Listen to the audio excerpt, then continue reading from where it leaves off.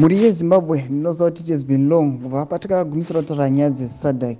Saka muzora nhasi SADC yazouya pa its final saying panyaya yema-elections emuZimbabwe, panyaya yekuprepare for ma-fresh elections munyika yedu, munyika yeZimbabwe. Saka muri yeZimbabwe isati yapinda munyaya yedu, isati yaendera mberi, ndopano kuti chibva wasubscribe walike utina on the bell icon, rambochiona ma-updates atinokupa pane paZim News Live YTS. Saka muri yeZimbabwe panapa tinoona kuti newspaper remuAfrica rinonzi Africa Ruined or Beauty rabva rauya rikapublisha rikatipa a full detail yeresponse yakapiwa neSADC pertaining nyaya yema-fresh elections munyika yeZimbabwe. Saka vanenge vachiti SADC has since communicated with Zimbabwe as a member state that the SADC chairmanship now hangs in balance.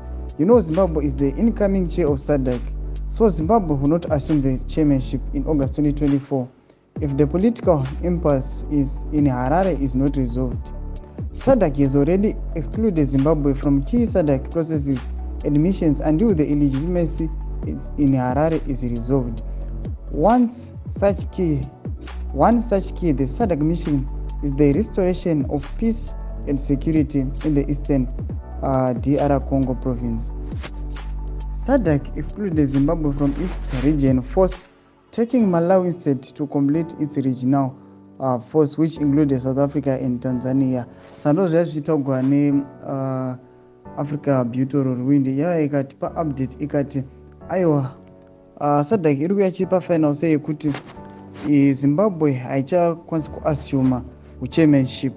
Mnangagwa achakwanisi kuassume chairmanship in August 2024 kana paramba vachiitika ma-political instabilities ari kuitika munyika yeZimbabwe, kurikelewa kwema-MPs, ma-fresh elections avasiri kukwanisa kuita rerun.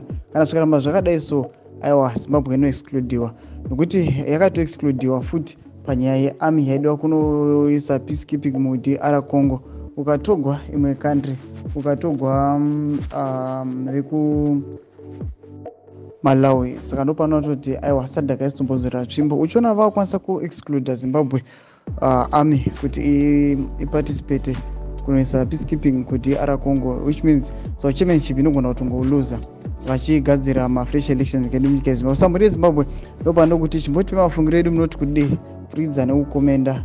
Aiwa muchilike musubscribe mutina on the bell icon, ramuchiona ma-updates atinokupai pano paZim News Live.